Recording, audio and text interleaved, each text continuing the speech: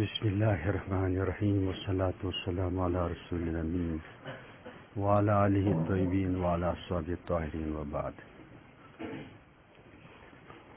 اعوذ باللہ من الشیطان الرجیم. بسم اللہ الرحمن الرحیم. قل هو اللہ احد اللہ الصمد.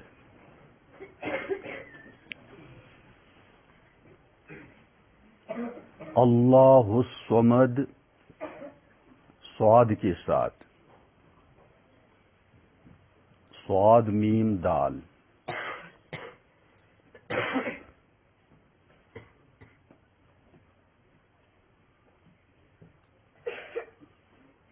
اس کے معنی ہے معنی بہت زیادہ مضبوط. واٹر پروف واچ جو ہوتی ہے تو اس کو عربی میں لکھتے ہیں الصامد، صمد سے. الصامد ضد الماء، تو بہت زیادہ مضبوط کہ ہم اندازہ نہیں کر سکتے. طبیعت کچھ ناٹھیک ہے لیکن پھر بھی حاضر خدمت تھوڑی دیر کے لیے. اردو میں ہم ترجمہ کرتے ہیں بے نیاز. کیا؟ لیکن سمجھتے بہت کم لوگ ہیں کہ یہ بے نیاز کیا چیز ہے. اس لیے آسانی کے لیے میں سب جگہوں پر یہی ترجمہ کر دیتا ہوں. بے نیاز معنی بے حاجت، جو کسی کا محتاج نہیں. اب اس کا کیا مطلب ہے؟ کیا اللہ کو ہماری ضرورت نہیں ہے؟ سمجھ گئے؟ یہ سوال جو ہے، یہ سوال دراصل تعلق سے ہے. اللہ سبحانہ و تعالی کو ہر مخلوق کے ساتھ تعلق ہے، اور زیادہ پیارا تعلق باایمان کے ساتھ ہے. جتنا بندہ بندی ایمان میں فرما برداری میں پختہ، اسی اعتبار سے اللہ سبحانہ و تعالی کا اس سے تعلق ہوا کرتا ہے. وہ واقعہ میں نے آپ کو سنایا کہ دو لڑکوں نے، چونکہ لڑکے بہت آزاد ہوتے ہیں عموماً، سب تو نہیں، یہ فارن کنٹری میں واقعہ پیش آیا. ایک نے چوہے کو پکڑا اور دوسرے نے سلائی یا کچھ لائٹر جلایا اور آگ لگا دیا اس کو. تو وہ جلتے جلتے چوہا اسی لڑکی کے مکان کے اندر گھس گیا، اور جو یہ پردے ہوتے ہیں تو پردے کے ساتھ اس نے اوپر جانے کی کوشش کی اور آگ لگ گئی، مکان جل گیا. یہ تو اس کی ظاہری صورت ہے. باطنی صورت ہے کہ یہ میری مخلوق ہے، چوہا بھی میری مخلوق ہے. تمہیں اگر چوہا ستائے تو تمہیں مارنے کا حق ہے، اجازت ہے، موذی جانور کو مارنے کا حق ہے، لیکن جلانے کا کام میرا ہے. ہم کسی انسیکٹ کو، کسی کیڑے کو، کسی ذی جان کو جلا نہیں سکتے. پیغمبر بھی نہیں جلا سکتا ہے، ولی اللہ بھی نہیں جلا سکتا ہے، امیر المومنین بھی نہیں جلا سکتا ہے.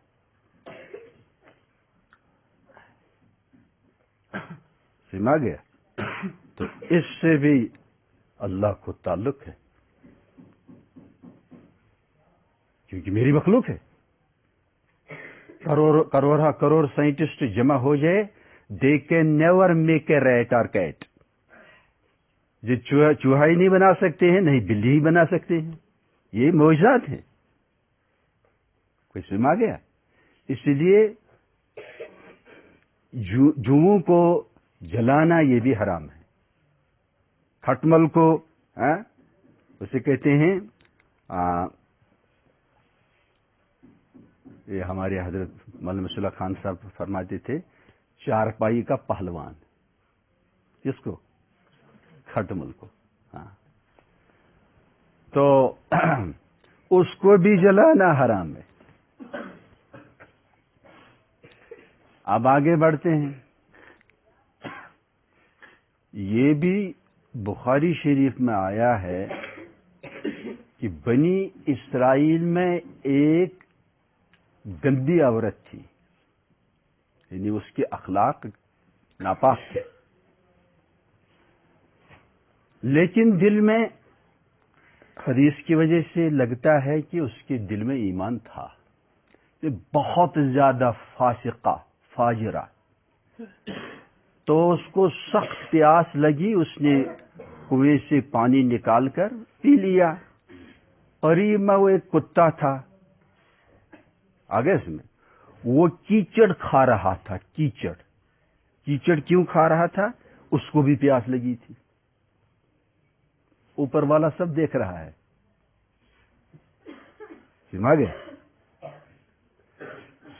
تو یہ بھی اللہ کا کرم ہوتا ہے کہ ذوالجلال بعض دفعہ مغفرت کے لیے کسی اچھے کام کی توفیق فرماتے. یہ بات حدیث میں لکھی ہوئی نہیں ہے، یہ ہماری بڑوں کی برکت ہے. انہوں نے ہم کو سمجھایا. سمجھ گیا؟ تبھی جا کر اسے یہ خیال آیا، یعنی اسے الہام ہوا کہ جب تجھے اتنی پیاس شدت کی لگی، اس کتے کو بھی تو یہی پیاس لگی ہے. یہ کتا بھی تو بہت سخت پریشان ہے. چنانچہ اس نے اپنا سکارف تھا، کیا تھا، اس کے ٹکڑے ٹکڑے کر دیے یہ رسی بنانے کے لیے. سمجھ گیا؟ اور خفین بھی پہنی ہوئی تھی، چاہے یہی خف یا اس زمانے کا بنی اسرائیل کا جوتا تھا وہ اونچا والا. سمجھ گیا؟ تو اس کو نکال کر رسی اس کی ٹانگ کر اس کو کنویں میں ڈال دیا. سمجھ گیا؟ اور پانی نکال کر کتے کو پانی پلایا. ہمیں پیارے نبی نے خبر دی صلی اللہ علیہ وسلم دائماً ابدا کہ رب العالمین نے اس خاتون یا اس شخص کی مغفرت فرما دی. اس کو کہتے ہیں موجبات رحمتک. اسلک موجبات رحمتک. اسلک، یہ ہم دعا پڑھتے ہیں لیکن سمجھتے نہیں ہیں. اسلک موجبات رحمتک وعزائم مغفرت والغنیمت من کل بر والسلامت من کل اسم والفوز بالجنہ والنجات من النار. یہ ہے رحمت کو واجب کرنے والی چیز.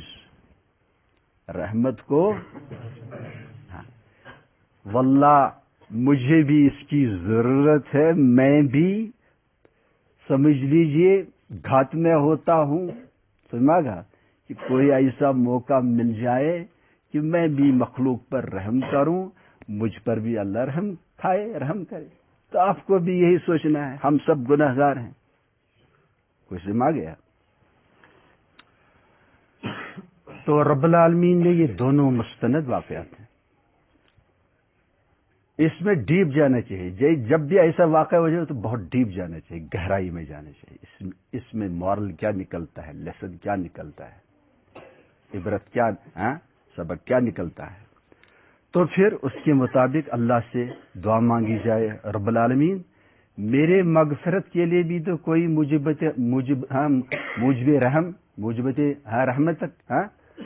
موجبات رحمت کوئی ہو جو تیری رحمت کو واجب کرنے والی چیز ہو یا واجب کرنے والا کام ہو، تو بس آپ رحم فرما لیں.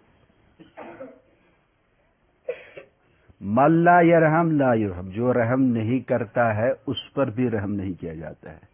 سمجھ گیا؟ استاد کو بھی طالب علموں پر رحم کرنا چاہیے اور طالب علموں کو طالب علموں پر رحم کرنا چاہیے. استاد کو خاص طور پر نہ گرمی نہ سردی میں نہیں پیٹنا چاہیے. سمجھ گیا؟ استاد کو بھی کبھی آج خود دیکھنا چاہیے، ذرا میں ایک سٹک اپنے آنکھ کو لگاتا ہوں، پین ہوتی ہے یا نہیں ہوتی ہے؟ وہ تو دوسروں کو لگاتا ہے. سمجھ گیا؟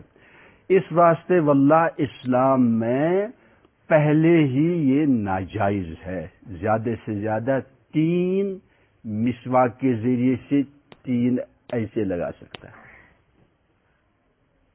باقی کل استاد ہی کو کان پکڑنے پڑیں گے، اس سے قصاص لیا جائے گا. سمجھا گیا؟ اس لیے بچوں کو پیٹنا ٹھیک نہیں ہے. اگر بچے بگڑ جائیں تو اخراج کرو. حضرت مصطفی اللہ خان صاحب رحمۃ اللہ نے ایک موقع پر فرمایا، کیا کوئی بھی اسٹوڈنٹ ثابت کر سکتا ہے کہ کسی کو میں نے چپت ماری ہو؟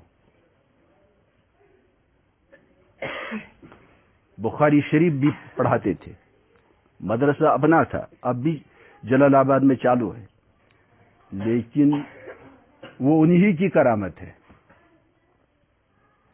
پیٹنا کمال نہیں ہے، پٹائی کے بغیر قابل بنانا کمال ہے کہ اس کو کھڑا کرے، اس پر سوچے کہ اس کو کیسے میں مائل کروں.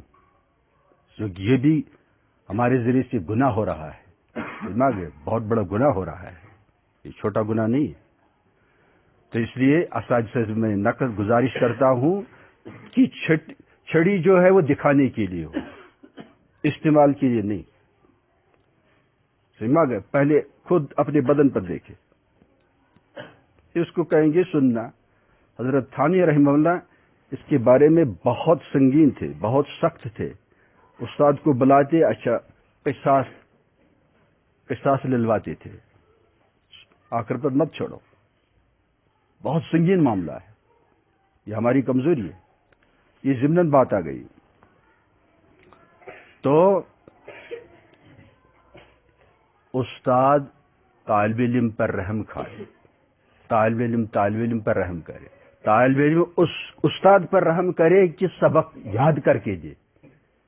کہ استاد کو تکلیف ہوگی، اس کی مزاج میں تغیر آئے گا، تبدیلی آ جائے گا، اس کو غصہ آئے گا. اور میں کیوں غصہ دلاؤں؟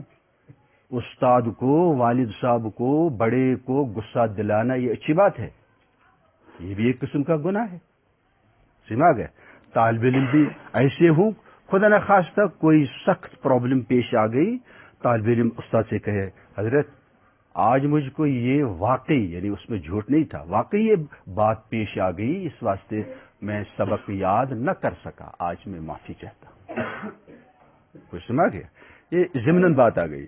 والد صاحب کو بھی دراصل پیٹنے کی اجازت نہیں ہے، الا کہ کوئی ایسا خطرناک جرم ہو. سمجھ گیا؟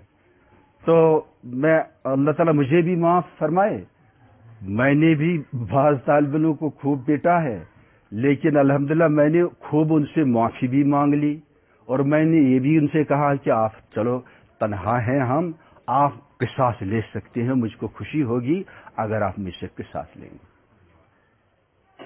میں سال میں 1-2 بار اپنے ادارے میں سب بچوں کے سامنے یہ بات کہہ دیتا ہوں کہ اگر کسی کو مجھ سے کسی قسم کی تکلیف پہنچے تو واقعی طور میں تیار ہوں وہ مجھ سے قصاص لے لے.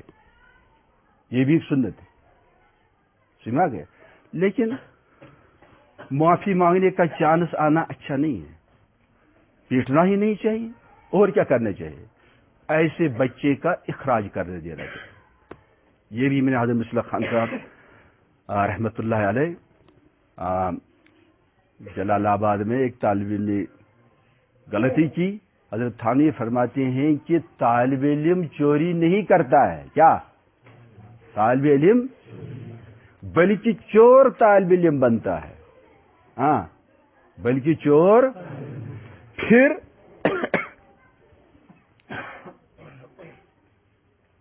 طلباء بدنام ہوتے ہیں. طالب علم جو دینی طالب علم ہو وہ چوری نہیں کرتا ہے، یہ چور طالب علم بنتا ہے پھر چوری کرتا ہے. تو ایسے ہی طالب علم تھا.